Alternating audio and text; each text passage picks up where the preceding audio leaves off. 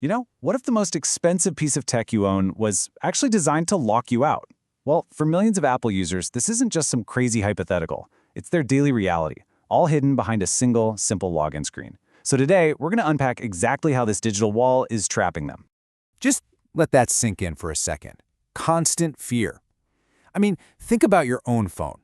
It holds your memories, right? Your connections, basically your entire digital life. Now imagine if that very device became a source of constant anxiety. That's the emotional reality for millions of iPhone owners in Iran. And this is the message that starts the nightmare. One little pop-up, and boom, your digital life is completely frozen. We're talking photos, messages, all your apps, everything held hostage. So you have to ask, how does it even get to this point? Well, it all starts the very moment you open the box. All right, so let's get into the nitty-gritty here. The problem kicks off the second an Iranian user unboxes their brand new iPhone. I mean, what should be this super exciting moment turns into their very first encounter with this massive invisible wall. So, you know the setup process, right? It's pretty much the same everywhere in the world. Until it's not. You're unboxing your $1,000 phone, you're tapping through the screens, and then you get to step 4, phone number verification.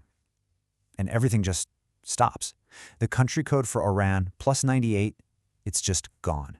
And let's be super clear, this isn't some glitch or a bug, it's a deliberate choice. The setup literally cannot go any further.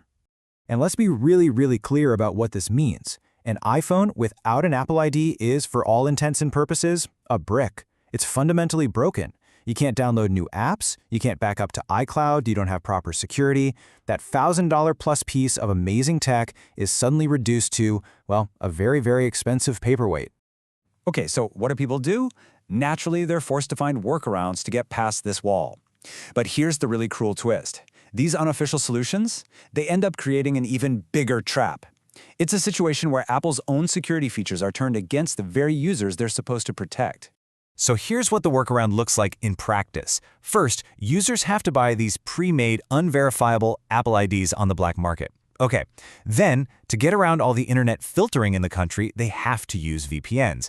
And what do VPNs do? They constantly change your IP address. Now put yourself in Apple's shoes. To their security algorithm, this kind of behavior looks exactly like a hacking attempt. So the system that was designed to keep hackers out becomes the very thing that locks legitimate users out. It's a perfect storm. And the result of all this? It's nothing short of a total digital catastrophe. Look, it's not just about losing access to your photos and your messages, which is bad enough. You also lose the ability to update your apps. Think about the security risks there. You can't make purchases. And this is the real final nail in the coffin. You can't even recover your own account. You are just completely, utterly locked out of your own digital life. So all of this just leads to one massive, glaring question. Why? Why is this happening? Now, the easy answer, the one most people jump to, is US sanctions. But the real story here is actually way more complicated, and it points less to a government mandate and more towards a deliberate corporate choice. And yeah, most people would just say, of course it's because of sanctions. I mean, it seems like the simplest, most obvious explanation, right? But when you actually look at the legal framework, it tells a completely different story. Okay, so I want you to meet something called OFAC General License D2. This is a very specific license, an exemption from the US government. And what it does is explicitly allow tech companies to provide things like authentication services to people in Iran. The whole goal of this license is actually to support internet freedom, not to restrict it. The legal path for Apple to do this is, well, wide open. And here's the real kicker. Apple's main competitors, Google and Microsoft, they're already using this license. Both of them let users sign up with Iranian phone numbers. It's totally possible. So Apple is the clear outlier here, choosing to take a path that people familiar with the situation describe as extreme caution. So that brings us to the next logical question. What is the real-world cost of this extreme caution? Well, as you can imagine, the fallout for millions of ordinary people is absolutely devastating.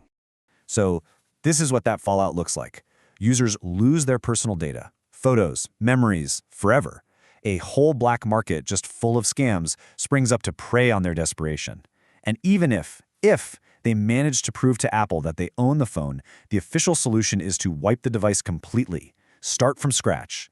So you're caught in this vicious cycle of financial loss, data loss, and just this constant fear, all because of a single policy decision. And so all of this leaves us with one final and, I think, unavoidable question.